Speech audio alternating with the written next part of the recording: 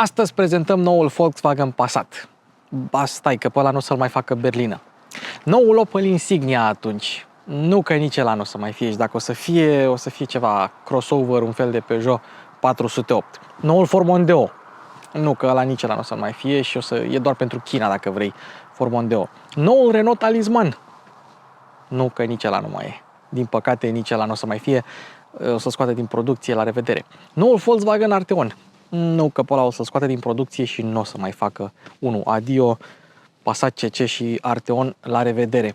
Noul Audi A4. Nu că și pe ăla o să scoate din producție și nu o să mai facă altul. Noul Nissan Primera. Ăla nu mai e de 20 de ani. Dar avem probabil printre ultimele berline Peugeot 508, nouă Peugeot 508, care va avea drept concurent doar probabil viitoarea Skoda Superb, care aia din fericire încă se va mai fabrica. Dar dacă este să mă întrebați care este mai superb dintre cele două, și știu că Superb nu are grad de comparație, de asta am pus ghilimele, atunci cred că știți și voi răspunsul. Nu mai lungim, nu uitați de cele două giveaway-uri cu cele două mașini. Pentru primul trebuie doar să fiți abonați la Mașini cu Luci Popa și pentru cele de 100.000 trebuie să urmați instrucțiunile din descriere, să cumpărați o piesă sau piese auto de la Piese Auto Moreni. Urmează site, urmează să prezentăm și mașina din giveaway, urmează multe lucruri toamna asta. Dar după clipul ăsta mă duc în concediu, așa că vă pup câteva zile. Mașini cu Luci Popa începe.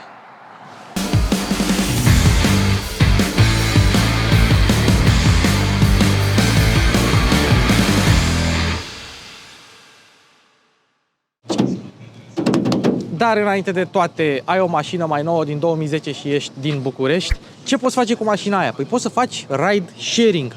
Cum? Uite, Mașini cu Luci Popa are o flotă parteneră cu care poți să faci Uber, Bolt, Splash, Black Cab, cam toate firmele astea de ride sharing. Păi bun, și care ar fi avantajele? De ce să vii la noi și nu în altă parte? Simplu, pentru că ai copii conforme și ecusoane gratis, atestatul gratis, comisiuni din net, nu din brut. Colantul se comisionează conform comisionului standard și ai și promoții în flotă. Așa că dacă vrei să faci asta, sună-l pe Bogdanel la 0784 840 696 sau intră pe www.flotabolt.ro, îți lași numărul de telefon și o să te sune o secretară mișto. Nu uita să spui că vii de la Mașini cu Luci Popa și vă garantez eu că merită toți banii. Aolo, mai strigat? Am auzit? Stai mă puțin că ăsta e clipul meu. Du-te, pleacă-mă de aici. Da? Baftă!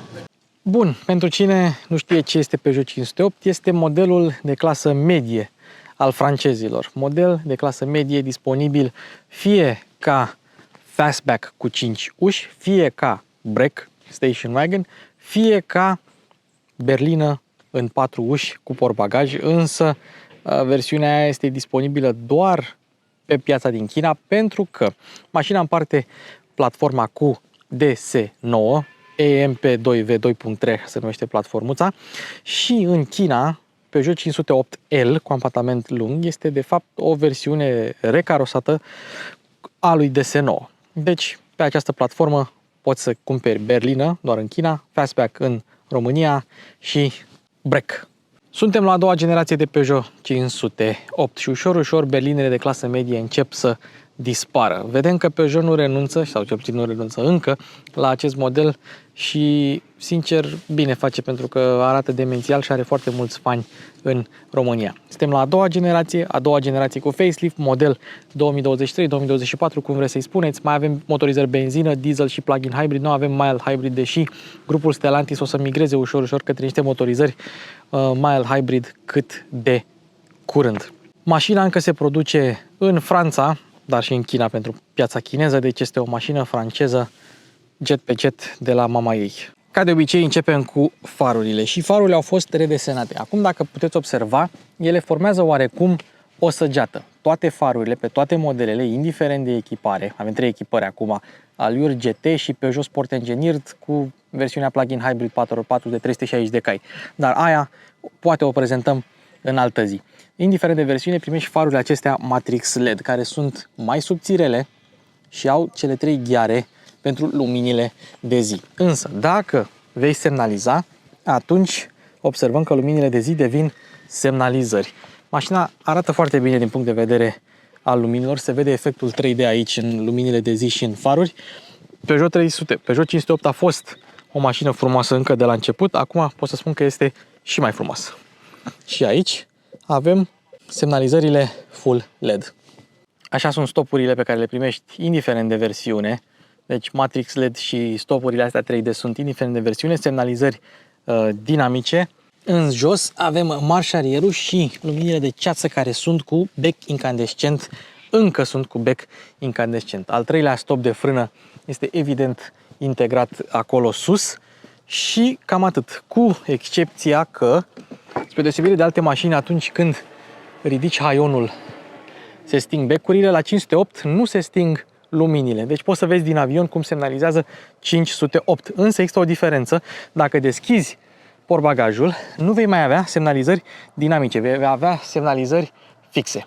Ce mi se pare foarte interesant este botul mașinii în echiparea asta GT. Deci noi avem un GT 1.5 Blue HDI, 130 de cai, automată, cu ceva opționale pe ea, este 44.000 de euro și un pic și ceva mărunțiși cu TVA inclus. Bun, noul bot. Grila a devenit ceva mai mare, ceva mai frumoasă, dar intenționat cei de la Peugeot au continuat-o cu bara, au continuat modelul ăsta în bară. Deci nu e doar grila singură. În camera frontală acolo, aici avem, sau trebuia să avem Night Vision, dar mașina nu este echipată cu Night Vision. Noua emblemă 508, noua emblemă Peugeot și din păcate am luat eu o gărgăriță cu emblema asta mare, noua identitate de brand Peugeot și evident bara asta cu vopsea, cu plastic negru lucios, adică au niște motive de design destul de drăguțe. Mi se pare cel mai frumos bot din clasa asta și s-a pus un gândac pe mine. Știu că din unghiul ăsta mașina poate părea înaltă, dar Peugeot 508 nu este un SUV, un crossover și acum moda asta cu SUV-urile ne-au omorât berlinele. Cu toate astea, o surpriză plăcută este că deși n-am găsit garda la sol, care ar trebui să fie undeva 15-16 cm, aici în bot ai 23 de centimetri ca să nu zgârii bara de bordurile înalte din țara asta. 23 de centimetri pentru o berlină de clasă medie e o valoare foarte bună, părerea mea. Avem 7 culori pe noul Peugeot 508, dintre care 3 sunt noi. Oak Night White, Eclipse Blue și Titanium Grey. Aici avem Selenium Grey, o culoare deja existentă, ce are o grosime de 0,10 mm. Păstrându-se platforma, s-a păstrat și arhitectura, adică McPherson în față, multilink pe spate la platforma asta, deși platforma EMP2 e gândită pentru diverse ampatamente, diverse configurații de suspensii spate. La berlinele astea de clasă medie avem multilink pe spate indiferent, cu suspensie adaptivă, amortizoare adaptive pe anumite versiuni, printre care și pe PSE, Peugeot Sport Engineered. Acum, discuri ventilate pe față, 304 mm, discuri fixe, normale, neventilate pe spate, 268 de mm, însă doar versiunea Peugeot Sport Engineer primește niște frâne mai mari, undeva la 360 mm pe față, cele spate rămânând aceleași. Jante 17, 18, 19, 20 doar pe Peugeot Sport Engineer și majoritatea, dacă nu chiar toate, au acest căpăcel prin care se ascund prezoanele. Și pe versiunea asta avem 2, 3, 5, 4, 5, 18 cu Michelin Primacy 4. Evident, mașină franțuzească, anvelope franțuzești. De aici lipsește un butonel, cel de parbriz încălzit. Sincer, nu știu dacă e ca la 308, adică dacă ți iei trapă, nu poți să iei parbriz încălzit și invers, sau dacă poți să le pui pe amândouă, dar nu au fost configurate pe mașina aceasta. La 308 nu poți să le pui în același timp. Cert este că poți să ai parbriz încălzit pe 508 dacă dorești acest lucru.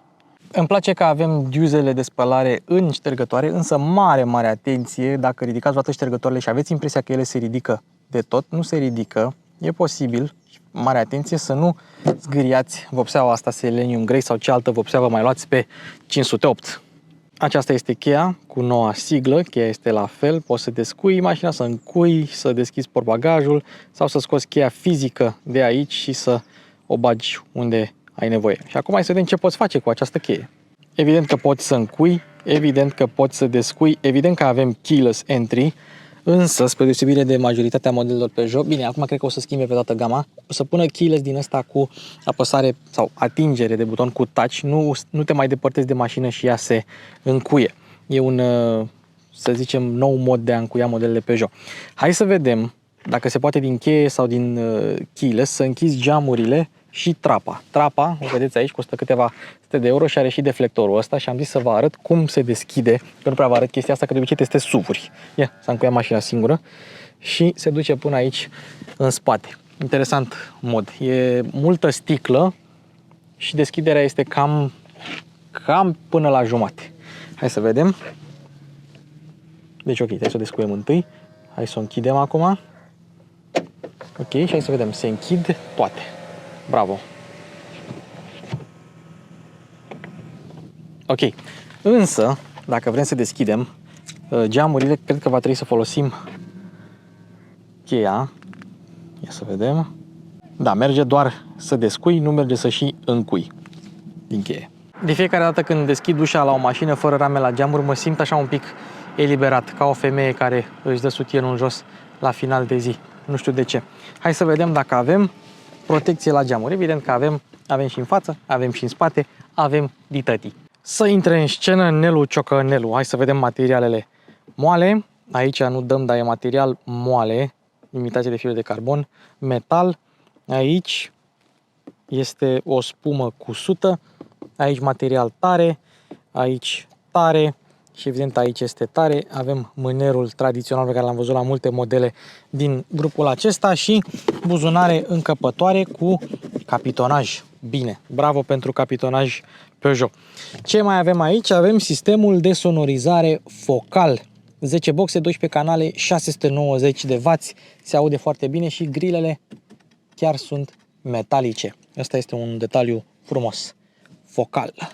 La GT avem pedalierul acesta din aluminiu, dar bine, mașina e nouă, iar pedalierul este acoperit cu niște folii, dar se vede la pedala aceasta de odihnă, la locul de odihnă. Înainte mea a avut-o Gabi de la Coși despre mașini, a dat tare în frâne, că s-a tocit un pic frâna. Glumesc, evident. Acum știu că majoritatea mașinilor fără rame la geamuri au chestia asta, dar am să o arăt și în față și în spate. Atunci când deschizi ușa sau o închizi, geamul coboară sau se ridică. Și aici avem keyless și în spate, o chestie pe care nu o aveam pe Peugeot-uri înainte. Și mai avem și emblema GT pe lateral. Și am impresia că această nuanță, unde scrie GT 508 sau Peugeot în spate, se numește Basalt Grey. În spate încă avem emblema veche de la Peugeot aici, pentru că probabil e aceeași componentă cu cea a modelului precedent. Material moale, aici din nou moale, doar că nu vom da. Imitație de metal, aici ceva spumă cusută, material tare și capitonaj jos, aceleași materiale pe care le găsim și în față. Deschiderea nu este cea mai mare în spate, dar poți să intri destul de ușor în mașină. Bine, ăsta nici nu e genul de automobil la care să se preteze o astfel de deschidere a ușii spate. Deci pentru ceea ce este ok. Și acum, dacă înainte nu găseați unde este child lock-ul, acum îl aveți frumos aici și uitați-l pe Iisus aici frumos care stă și așteaptă să fie întors cu cheia. Îmi place cum am mascat aici al treilea geam, pentru că dacă ne uităm atent, observăm că nu au pus o folie din aia neagră pe geamuri, ci au pus aici imitație din fibră de carbon, ca atunci când închizi să pară că este negru. Știu că acum mă vedeți pe mine, dar dacă vă uitați cu ochii liberi, o să vedeți că se vede un pic de imitație de fibră de carbon acolo, ca să nu se vadă urât, că dacă era gri sau culoarea mașinii, dacă era alb, spre exemplu, se vedea urât aici, așa că au pus chestia aia acolo ca să compenseze. Trebuia să zic asta atunci când vorbeam de focal, dar sistemul audio costă 750 de euro, culoarea Selenium Grey 500 de euro, trapa 900 și ceva de euro și Haion acționabil electric 460 de euro. Acestea sunt singurele 4 opționale pe care vin pe mașină, restul tot ce vedeți vine în standard pe GT. O mașină foarte dotată în standard. Și încă o chestie pe care am uitat să spun, diametrul de bracaj este de 10,8 metri, foarte bun pentru o mașină cu un apartament așa de mare, lung. Din spate, evident, mașina arată bine. Mi-ar fi plăcut să fie o culoare totuși mai vie, așa, parcă îi se potrivesc culorile lui 308 și lui 508. Peugeot ține minte chestia asta. Un detaliu rapid până să trecem la spate. La echipările GT pe 308 și 408 avem emblema Peugeot pe lateral. Aici nu avem, dar avem GT-ul pe lateral. Hai să continuăm. Spatele. În principiu cam aceeași formă și la stopuri. Aici avem inscripția Peugeot, nu mai avem emblema Peugeot gri, bazalt, bară neagră care unește stopurile, 508 gri bazalt, GT gri bazalt, culoarea selenium grey, pseudodifuzor din plastic nevopsit și măiculiță, măiculoaie, nu mai avem guri de evacuare, avem niște guri de evacuare false. Iar țeava, pentru cine nu știe, pentru că nu v-am arătat rezervorul care e pe dreapta, țeava e undeva pe aici, sper să o vedeți. Rezervorul are un volum de 55 de litri de motorină și la un consum de 5,5 poți să faci 1000 de kilometri cu mașina. Poți să faci mai mult de 1000 de kilometri cu mașina, depinde de unde mergi, cum mergi și așa mai departe. Cine mai ține minte, Peugeot 406 cu rezervor de 70 de litri de motorină sau poate chiar un pic mai mult, consum de 5-4 în afară, puteți scoți 1700 de kilometri cu mașina aia. Ce vremuri. Și AdBlue 17 litri, minim 10 trebuie să torni, deci nu poți să torni mai puțin de 10.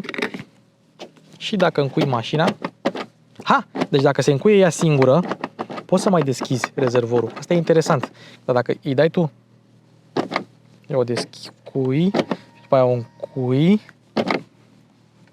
și apoi o încui, uite, poți. Ce chestie. Deci doar dacă o încui cu ea încuiată, doar atunci nu mai merge să-l deschizi. Știați că la Peugeot 508 există 4 metode de deschidere Haion? Butonul din interior, butonul din cheie, butonul de aici, care e bine ascuns, credeți-mă, măcar nu știu unde, uite și camera spate, și celebrul, tradiționalul, cazacioc sub mașină. Și s-a deschis portbagajul cu un volum de 478 de litri. Vi-l arăt acum. Stai, înainte, ia să vedem, ăsta închide și deschide și nu are săgeată. Ăsta închide și deschide. Deci ambele butoane au aceeași funcționalitate. Nice. Și acum hai să vedem ce ne oferă portbagajul. Păi, el este destul de adânc, are o adâncime de 1 metru. Apoi, are o lățime minimă de 1,12 m. Dar nu este foarte înalt, după cum se poate vedea, pentru că plafonul plonjează atât de mult încât îi mai ia din înălțime. Măcar nu avem o margine de încărcare mare, adică undeva la 10 cm, fix 10 cm, una bucată priză 12, una bucată cârlig, una bucată subwoofer focal, 2 puncte de ancorare, încă 2 puncte de ancorare frumos aici, o podea falsă, care odată este plină de antifonare în ea, asta e un lucru bun, se pliază foarte frumos așa și aici avem un kit de pană.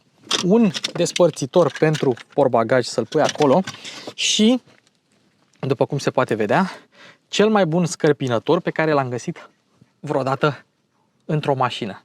Doamne, cât de bun e! S-ar putea să-l iau acasă. De unde faci rost de unul? E foarte, foarte bun. Acum, hai să ne întoarcem la oile noastre. Ce mai avem?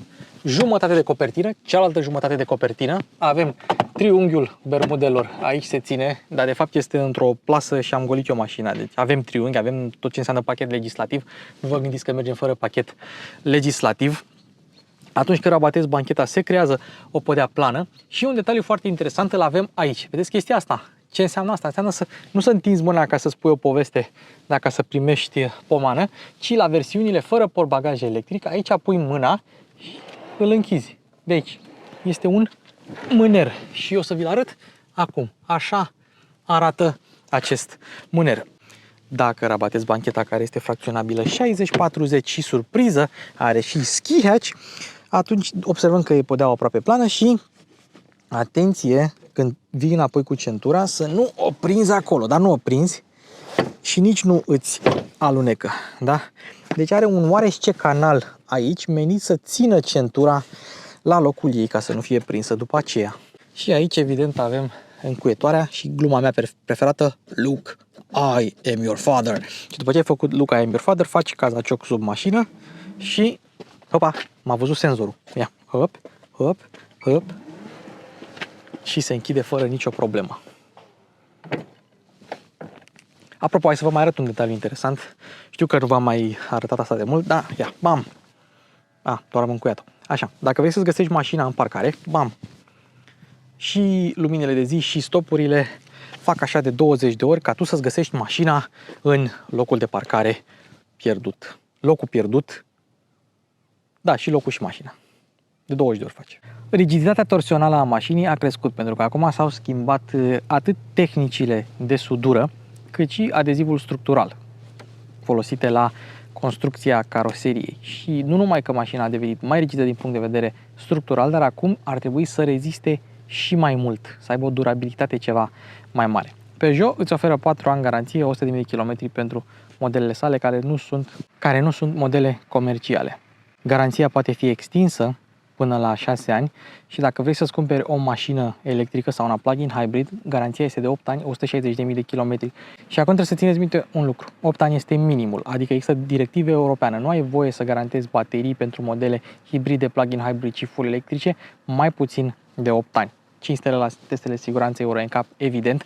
Toate sistemele de asistență au fost îmbunătățite la mașina aceasta, actualizate, pentru că sunt componente electronice care suferă îmbunătățiri de la generație la generație. Nu e ca și când poți să mai faci ceva inventând roata, dar niște sisteme din astea le poți rafina. Și la testul elanului a obținut fabulosul scor de 80 de km pe oră. Versiunea pre-facelift. Nu știu cum va fi versiunea asta. E prea nouă și n-au testat-o. Și deschidem capota. Prima surpriză, nu chiar neapărat surpriză, că nu e o noutate, dar capota nu se deschide până la faruri, ceea ce înseamnă că dacă vrei să schimbi un far sau ceva, trebuie să dai partea asta jos, să deschizi de aici. Și mai e un detaliu interesant, dacă la vechile modele luminile de zi erau separate de far, acum tot blocul optic este integrat, ceea ce înseamnă că dacă lovești ceva în partea asta, trebuie să schimbi tot blocul optic, dar să sperăm că nu vei lovi nimic, că nu ăsta este scopul. 2 amortizoare, unul pe stânga, unul pe dreapta și avem antifonare la capotă, așa cum îi șade bine unui model de clasă medie. Pe 508 avem așa, 1.2 PureTech, 130 de cai. Bun. 1.5 diesel, motorul ăsta pe care îl avem noi aici și al cărui fan sunt eu, dar revenim la el. 3 plug-in hybriduri, 180, 225 și 360 de cai. 360 de cai vine și cu tracțiune integrală și un motor pentru Kina 1.6 turbo 218 cai, de fapt nu, 215 cai. Da. Care să fie pentru piața lor, un motor pentru piața chineză sau străină sau oriunde unde nu este Uniunea Europeană și mai putem să avem benzinare puternice.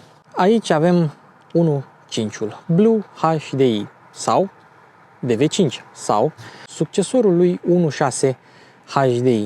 Acel motor făcut în colaborare de PSA, mai țineți minte vremurile PSA, acum este Atlantis totul, între PSA și Ford. Fiecare brand, Ford și PSA, a derivat 1.6 HDI în 2 1.5-uri din astea. Bine, motoarele sunt similare, doar că la Ford aveam motor într-o axă și la PSA aveam motor în 2 axe, cum este acesta. Full aluminiu, 2 axe, common rail, turbină cu geometrie fixă sau geometrie variabilă. Versiunea asta de 130 de cai are turbină cu geometrie variabilă, celelalte aveau geometrie fixă, exact cum se întâmpla și la 1.6 HDI. Alea de 90-95 aveau geometrie fixă, alea mai puternice aveau geometrie variabilă. Motorul se simte forțos în reprize, în turații. Deci are 130 de cai putere la 3750 de rotații pe minut, cuplu de jos 300 Nm, bun pentru 1.5, de la 1750. Acum știu că timpul de 0-100 nu pare impresionant pentru o mașină ce cântărește undeva la 1570 de kg la gol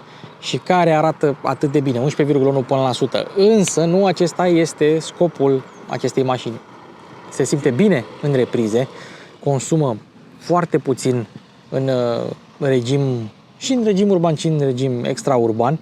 Deci scopul acestui motor nu este să facă plecări 0-100 în continuu. Poți să faci depășiri cu mașina, poți să pleci vânjos de la semafor, mă refer în blană ca să atingi 100 în 11 secunde. Dar motorul se simte bine și consumă foarte puțin, e foarte eficient. Și singura cutie disponibilă pe orice 508 este tradiționalul iSync cu 8 trepte pentru motoarele amplasate transversal, 8 trepte, convertizor de cuplu, calibrare făcută de către PSA, schimbă lin și nu subturează motorul, această cutie, indiferent de ce motorizare, nu subturează motorul, ceea ce e foarte ok. Adică niciodată nu te vei plânge că mașina nu pleacă bine atunci când vrei să faci o repriză, chiar și în sarcină parțială. Iar atunci când apeși pe pedală să pleci, va retrograda trepte, nu te va menține subturat în aceeași treaptă doar de gradul eficienței, pentru că motorul oricum e foarte eficient. Scaunele. Pe versiunea GT, care vin într-o combinație de piele și Alcantara, pe versiunile Allure avem o combinație de piele și textil.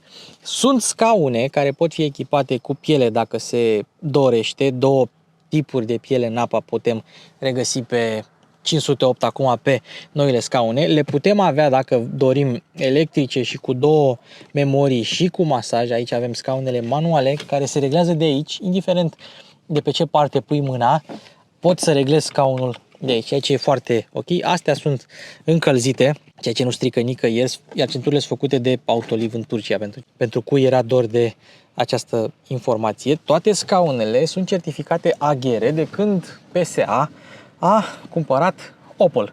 A cumpărat și parteneriatul cu AGR, adică Aktion für gesunder Rücken în germană sau campanie pentru un spate sănătos, care este o asociație germană formată din experți specializați în ergonomia și sănătatea spatelui uman. Acum știu că nu e frumos să mergi fără centură, dar sunt într-o pădure și merg cu 10 km la oră ca să vă arăt cum sună când mergi fără centură. Seamănă ca un început de melodie a lui David Guetta sau Armin van Buuren.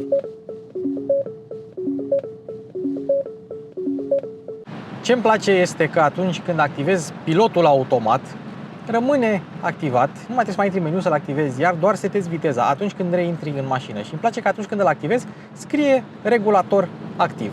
Și eu mă consider un regulator activ. Și atunci când îl dezactivez, scrie regulator în pauză. Funny. Da, și am uitat să zic viteza maximă a mașinii. 208 km la oră. 508 cu 208. Simplu ca bună ziua. Scaunele pe versiunea GT au în principiu cam aceeași formă, au aceeași setare un pic fermă la echiparea GT. Dacă vreți ceva mai confortabil, luați Allure.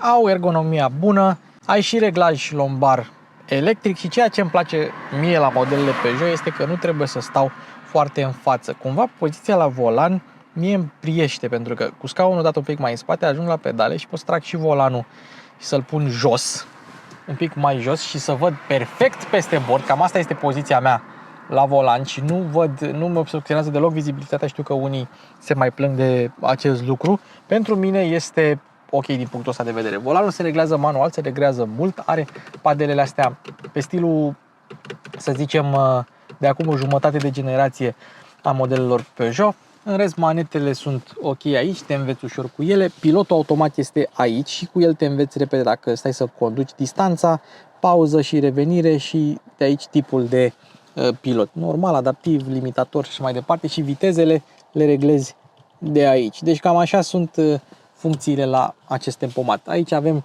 sistemul de menținere, de aici deschizi portbagajul și aici ar fi fost parbrizul încălzit, oricum le-ați mai văzut pe acestea. Dar mie îmi place poziția la volan. Cu volanul ăsta micuț, mi se pare că o manevrez foarte ușor în oraș și nu numai 508, toate modelele Peugeot sunt atât de ușor de manevrat și în oraș au o direcție atât de ușoară și cu toate astea rapidă.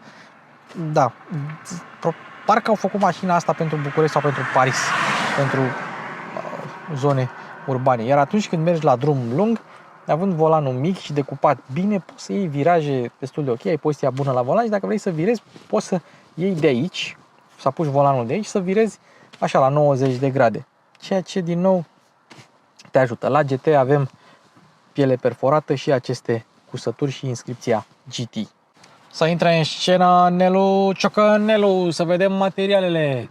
Moi, uitați, moale în caz că nu mă credeți că la e moale. Moale și aici, tare, aici, moale aici, moale aici, capitonat aici, tare aici, moale aici, tare aici și aici este tare. Deci avem materiale tari. Sper că se aude pe microfon.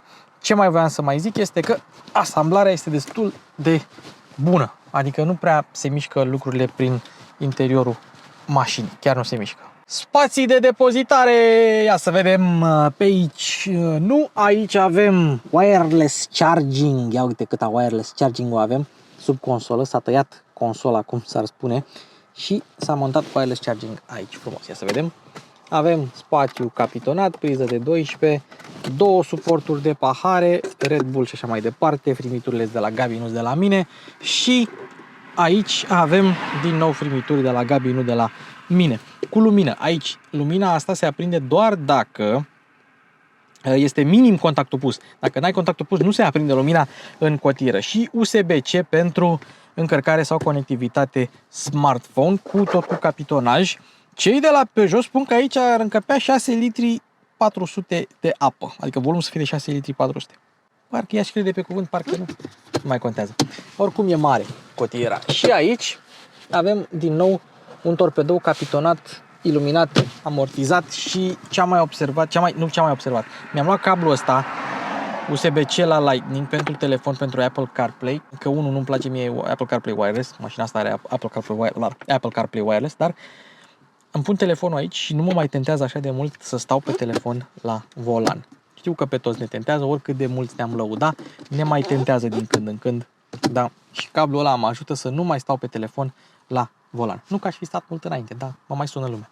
Sau mai îmi dau mesaje, chestii. Mai comentați voi pe YouTube. Acum, ergonomie, centurile sunt fixe, avem plafon negru, avem deflector de vânt, oglinzile sunt nu foarte mari, dar sunt încălzite, au blind spot electrice rabatabile, electric, comenzile pentru geamuri și oglinzi. Aici ați văzut cum sunt comenzile, tabloul de bord și sistemul de infotainment vor fi analizate puțin mai târziu. Ergonomia butoanelor de pe volan este una bună, te înveți ușor, de aici umbli la melodie, de aici umbli la panoul de bord, o să revenim la asta. Tot ce înseamnă manetă este ușor de manevrat, dacă vrei fază lungă trebuie să-i dai spre tine, exact cum ai da flash. În rest te obișnuiești, butonul de start, drive mode, modurile de rulare, schimbătorul a fost schimbat, mie îmi plăcea schimbătorul ăla chunky așa, acesta este noul schimbător Stellantis, frână de parcare electrică, mașina nu are auto hold. Inginerii Peugeot spun că trebuie să o lași în drive cu frână de parcare sau folosești din pilotul automat adaptiv, când mașina din față se oprește, atunci se activează auto hold-ul adevărat al mașinii. Ergonomia în zona asta ați văzut-o, avem scurtături aici și avem scurtături aici. Aceste clape au fost rafinate, au fost modificate puțin pentru versiunea facelift ca să încapă și ecranul și, mă rog, arată ca niște limbi scoase. Acum, după părerea mea, oglinda nu are ramă sau are o ramă foarte mică și avem lumină la parasolar, butoane pentru SOS, pentru asistență și trapă plus jaluzea, așa cum îi zice Peugeot în comunicatul de presă. Și cam așa cu ergonomia, te obișnuiești repede, cu scurtăturile te obișnuiești repede, cu butonul ăsta de volum te obișnuiești repede. Ergonomia nu este rea deloc, chiar dacă interiorul, layout-ul său pare un pic futurist așa.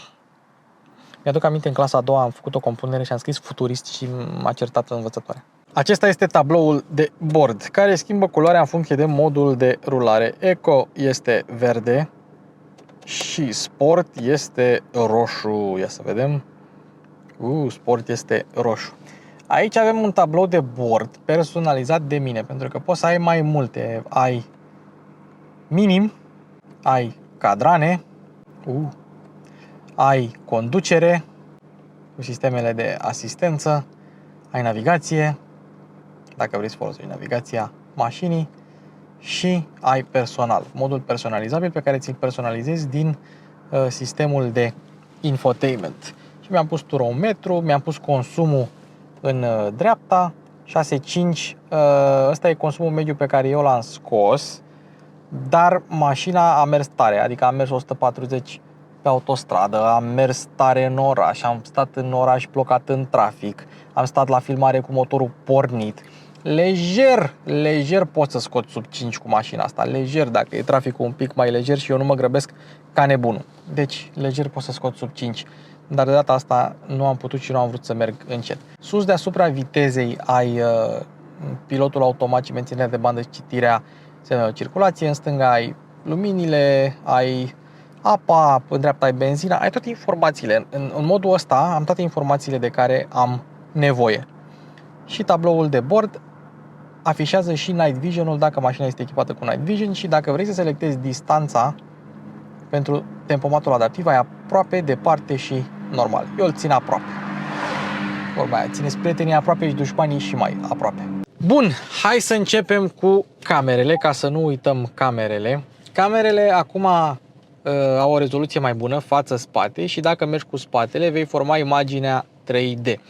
Poți să ai unghiul ăsta, poți să ai unghiul ăsta și dacă te apropii ai ceva ce se numește mai știu exact cum se numește, dar ideea e că o să ai o vedere deasupra a imaginii tale, ca și când te-ai uita de sus, dacă te apropii prea mult de un obiect, ca să ai un afișaj ceva mai clar, să zicem așa.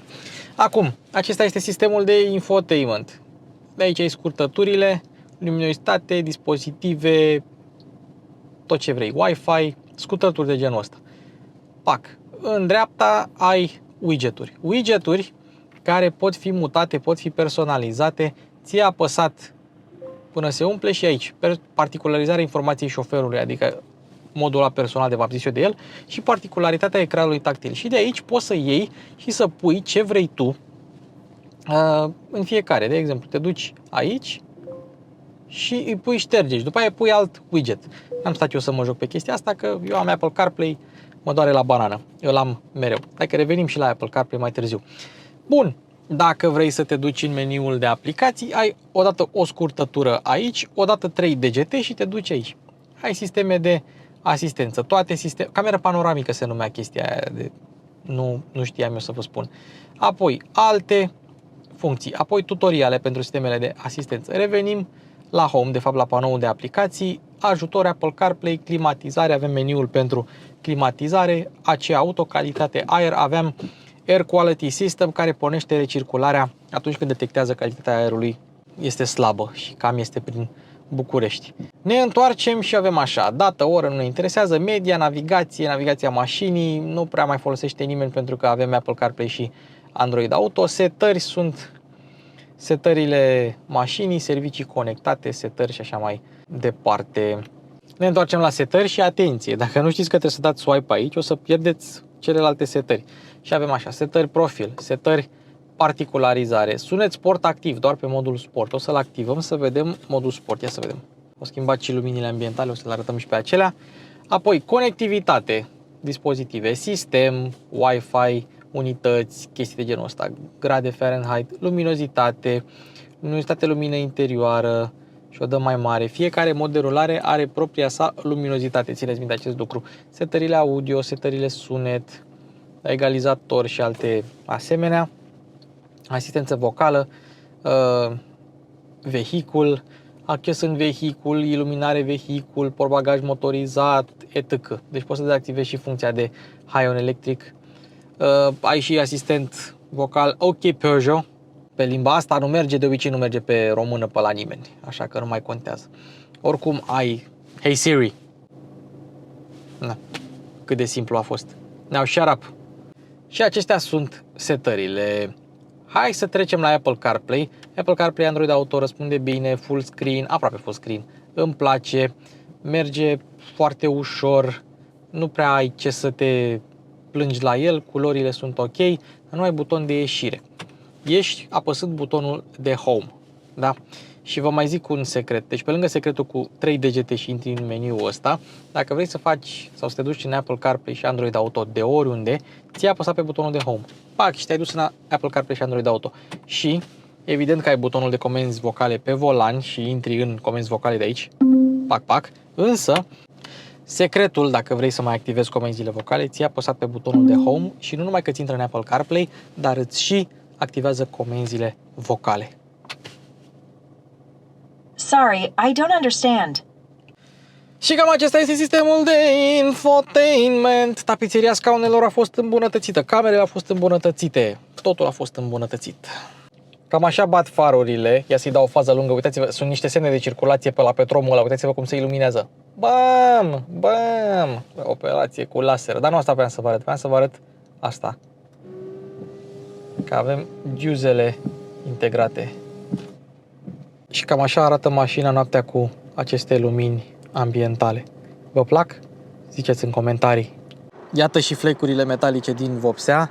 Însă nu asta voiam să vă arăt. Eram curios dacă modelele noi de la PSA au funcția asta de închidere ușoară a ușii, cum am văzut pe alte modele.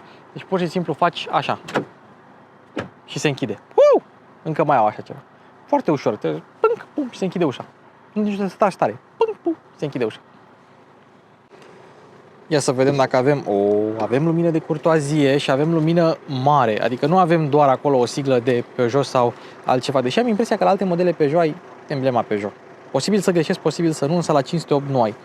Ai pur și simplu o lumină mare. Asta în cazul în care stai într-o zonă cu multe bălți mari. Eu nu filmez deseori noaptea. Bine, acum filmez mai des noaptea pentru că mai am și alte responsabilități pe timp de zi, dar am vrut să vă arăt cum se văd aceste stopuri noaptea. Deci efectul este, vorba aia, de mare efect. Efectul este spectaculos. Așa se vede și lumina din jurul mașinii și lumina asta pe care o vedeți aici nu e vreo lumină de curtoazie, pur și simplu este lumina de la numerele de matriculare, de la plăcuțe. Cum se vede, zici că are lumină de curtoazie în spate. Și acum mașina stă cu faza scurtă pornită, cam așa stă ea și așa se vede din față. Mergem în spate și e interesant pentru că aici vezi unde sunt luminile. O lumină aici, nu avem mâner, o lumină pe partea dreaptă, avem totuși un cârliguț aici, dar ce voiam eu să punctez este faptul că ai lumină la USB-uri și în spate USB-urile sunt A, nu sunt C. La modelele mai noi, cum ar fi 308, 408, USB-urile din spate sunt C. Acum, ce pare mie bine este că ai opțiunea să alegi fie A, fie C, pentru că nu toate device-urile pe care le încarci la ora actuală sunt telefoane. Adică nu toate au C la C sau C la Lightning sau mai știu eu ce. Nu, unii oameni au și cabluri A, mai de încărcat GoPro-uri, lavaliere, laptopuri, mouse-uri, țigări electronice, sunt atâtea lucruri de încărcat încât uneori mi-e drag că mai găsești și A, pentru că mai iei și oameni cu tine în mașină, nu neapărat cablurile tale. Dar dacă ar fi după mine, bine, dacă e după mine, eu am tot timpul cabluri la mine, cu asta mă ocup, nu cu cabluri, cu filmat și încărcat și draci și laci, tot timpul am punga mea de cabluri, dar unii oameni nu au și dacă, nu știu, intri la cineva în mașină, bă, ai un USB? Bă, n-am, că am doar C-uri. Aia e, uite că asta ai în spate. Nu va fi pentru mult timp chestia asta, te trece la USB-C, aia e, standard universal, whatever. Ați văzut buzunarele. Spațiu. Aici, dacă stau așa, mai am aproape un pumn. Abia un pumn. Aici crește spațiu, că avem un decupaj. Deci dacă vrei să stai pe spate și ești foarte înalt, s-ar putea să n-ai loc. Dacă te duci un pic mai în față, mai ai ceva headroom așa, adică un pumn și ceva, cam așa. Avem plăsuțe, bine că le avem. Avem focal, bine că avem. Trapa se vede și ea. De aici guri de ventilație, USB-uri, v-am spus. Bancheta e ok, e profilată, stai binișor. Ce îmi place este că, vedeți, este decupată și poți să stai crăcănat bine, poți să stai destul de confortabil. Aici mai avem un tunel, nu e nici foarte înalt, nu e nici foarte lat, poate să stai cineva în spate. Avem cotieră, două suporturi de pahare și ski hatch foarte ușor. Deci îmi lipsesc ski hatch-urile astea pe multe mașini. Mă bucur că la Peugeot încă mai găsești. Și cam așa cu interiorul lui 508. La spațiu pentru picioare ai. Nu e cea mai spațioasă mașină din segment, dar nici nu s-a pretins să fie cea mai spațioasă mașină din segment. Problema e că rămânem fără mașini în segment. Aia e problema. Mergem la proba de condus. Avem drive, reverse, neutral și manual. La versiunile plug-in hybrid, în loc de manual, avem braking B, pentru că avem mai multă regenerare și implicit mai multă frână de motor. Și în general, la mașinile astea, lumea folosește modul manual pentru frână de motor. Cred că schimbă nimeni 8 trepte pe manual la o mașină de genul ăsta. Toată lumea merge pe auto. Hai să-i dăm pe hartă. Și acum, hai să vedem. Deci uitați-vă cât de jos stau și cât de în spate stau, ceea ce mie nu mi se întâmplă mai niciodată.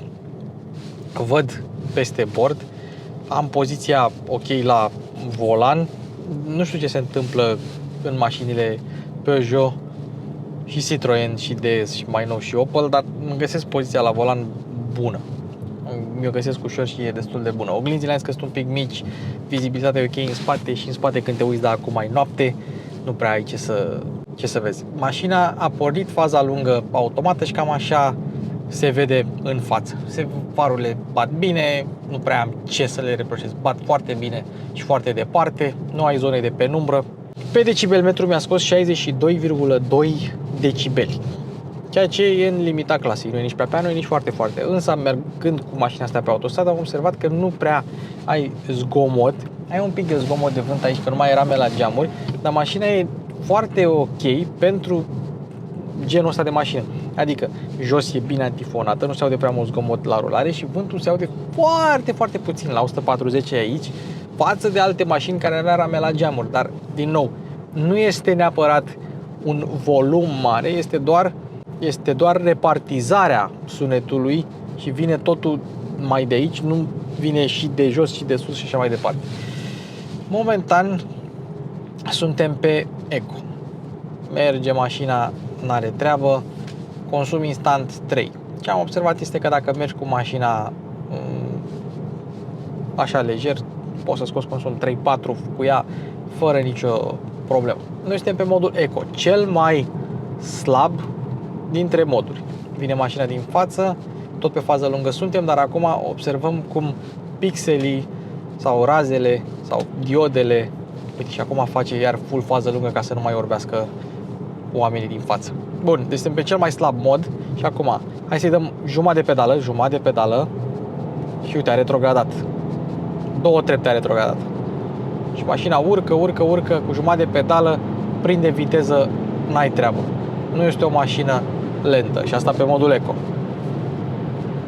A trecut în treapta a 8-a și dacă îi dau kickdown, 4 trepte a retrogradat și acum urcă cât poate ea, la 130 de cai, 300 Nm, cât poate ea.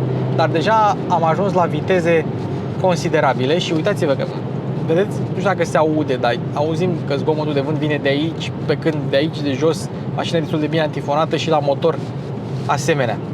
Deci din punctul ăsta de vedere este ok. Nu știu dacă ați văzut cât de ușor am ieșit eu din parcare atunci când am pornit proba de condus, pentru că asta se întâmplă la Peugeot, Citroen DS și Opel mai nou și probabil și la Jeep Avenger, probabil, că încă nu l-am condus.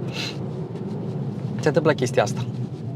Da, deci virezi foarte ușor, n-ai nicio treabă și în momentul în care vrei să îndrepți, o îndrepți și mașina parcă știe singură cât să îndrepte. Și e foarte ușor de condus în oraș. E foarte ușor de condus și așa. Direcția e destul de rapidă, electrică, nu cea mai comunicativă. Și în echiparea asta GT cu jantele pe 18, mașina și-a păstrat caracterul ăsta rigid al suspensiei. Nu știu dacă e neapărat cea mai bună alegere în clasa asta, dar uite, mașina stă bine pe șosea, virează un pic la limită, virează destul de mult, destul de bine. E decentă, mai ales cu anvelope Michelin, e ok. Dar într-adevăr simți un pic drumul. Da. Mai ales pe denivelările scurte. Pe denivelările lungi nu ai treabă, cum sunt astea, dar pe denivelări scurte, dacă mergi cu mai multă viteză, mașina are tendința să transmită un pic în caroserie. Mai puțin ca la pre-facelift, ce-i drept. Mai puțin ca la pre-facelift. Acum, hai să o trecem pe normal. A retrogradat o treaptă la nici jumătate de pedală și mașina urcă. Așa sunt setate cutiile astea cu 8 trepte de la partea asta PSA a grupului Stellantis. Niciodată să nu te lase, știi, vorba englezilor, wanting for more. Dacă o trecem pe sport și ne apucăm să ne distrăm un pic pe viraje, mașina stăturată, destul de rafinat sunetul ăsta de diesel, adică n-ai un ronțăit decât dimineața la prima oră când pornești motorul, ai ronțăit de diesel. Așa, uite, stă, nu-ți comunică foarte mult ce se întâmplă cu puntea față, dar na, nici nu pierde aderența brusc așa. Adică setarea în sine e făcută să fie destul de stabilă. Mașină destul de lungă, apartament destul de lung, mașină destul de lată la 1.86. E făcută să stea. Da, nu e mașină sport, dar pentru ceea ce e ok. Mâță. Hai să vedem și pe speed bump. Da, trece destul de decent, dar se simte un pic partea asta rigidă a suspensiei. Speed bump-urile de obicei nu sunt la 90 de grade, nu sunt denivelări din alea bruște, sunt cât de cât curbate, chiar dacă sunt dure, și se descurcă bine. Dacă vrei să virezi, poți să virezi și așa. și să apuci volanul la 90 de grade, vam, și să virezi când ai treabă. Merg bine farurile, bat bine, ia. Virez, hop. Amuzant. Da, mașina merge ok și pe sport, chiar are reprize, te ține într-o treaptă decentă. Uite, acum a retrogradat la un sfert jumătate de pedală, urcă în viteză. Deci motorișca asta de 130 de cai putere are cuplu și cutia e setată bine și poți să faci depășiri și în modul eco. E setată bine. Ok, că nu este accelerația 0-100 foarte rapidă, asta ține oarecum tot de cutie, că atunci când pleci de pe loc ai un pic de întârziere, știi?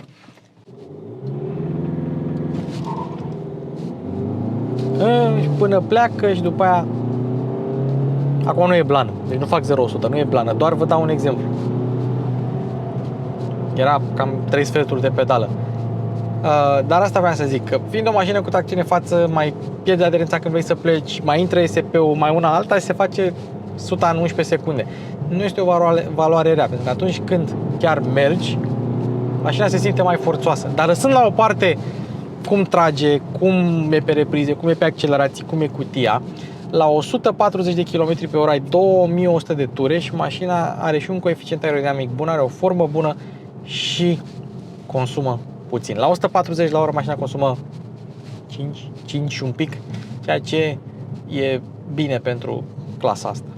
Deci, din punctul ăsta de vedere, sunt foarte plăcut impresionat. Hai să o luăm așa. Pedala de frână e destul de moale și nu mai are reacția aia inițială. Mai are un pic reacția inițială când apeși ușor pe pedală, mașina să frâneze destul de brusc, dar cum se întâmplă la modelele franțuzești. Dar acum e mai atenuată acea senzație, e un pic mai naturală pedala. Pedala de automată, pedală lată, poți să apeși tare pe ea, mașina e stabilă pe frânare, n-am avut probleme din punctul ăsta de vedere. Hai să punem activare nerefuzată, condiții neadecvate. Ia să vedem. Eu, așa. Hai să vedem pilotul automat. Punem pe 80 de km la oră. Mașina vede drumul, virează, nu face prea multe mofturi, merge sâmbătă, merge singură, poate să meargă și sâmbătă undeva. Păstrați mâinile pe volan.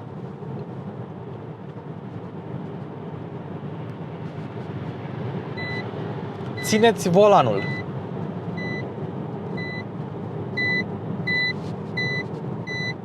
Și dacă se întâmplă cum se întâmplă la Peugeot-ul ăla din clipul cu sticla, câtă reclamă și-a făcut Peugeot pe vreme, gata. Acum apare mențineți banda și te ține din lane keep assist, nu te ține din lane centering. Și zice mențineți banda, dar ea te ține din lane keep assist. Nu te mai ține din lane centering și butonul de lane keep assist urlă în continuu. Urlă în continuu. Ce s-a întâmplat la ăia cu sticla în Peugeot a fost că au prins o bandă punctată sau ceva, bandă nu trasată foarte bine și mașina s-a dus, chiar dacă avea lane keep assist. Vedeți? Cum se întâmplă și aici. Gata. Și după ce revii pe drum, mai apeși o dată butonul și se activează din nou și poți să mergi liniștit. Dar țineți mâinile pe volan, volanul este rezistiv, nu este capacitiv, dar mașina merge bine și poți să mergi așa la drum lung, să ții mâna pe volan, să faci conta presiune și mașina nu o să-ți mai spună niciodată să ții mâna pe volan. Evident, ochii la drum, dar și telefonul în cotieră ascuns, nu stați pe telefon. Și aici se termină clipul nostru cu Peugeot 508, noul model. Printre ultimele berline. Vă place, nu vă place, ce vă place, ce nu vă place și așa mai departe. Vă aștept în comentarii, nu uitați că orice abonat contează pentru mine, ca eu să pot să scot clipuri în continuu. Chiar contează foarte mult. Și ați văzut anul ăsta că am crescut în abonați și am făcut o grămadă de chestii. Misha Sharudin, Wheeler Dealers, Toyota Mirai, tot felul de mașini interesante, BMW X6 Competition, Bugatti Chiron Super Sport. Gata, nu uitați de cele două giveaway-uri. Trebuie să fiți abonați pentru giveaway-uri, două mașini, grupul de abonați, grupul de Telegram cu abonații. Eu v-am pupat, am filmat singur vlogul ăsta, eu am fost Luci, Harry Potter m-a ajutat la proba de condus, a venit și la muncă la 9 seara și Bogdan la editare. Eu sunt Luci, vă pup, mulțumesc că vă uitați la mine, vă pup, vă ador, fără tine am să mor, mașini cu Luci Popa se încheie.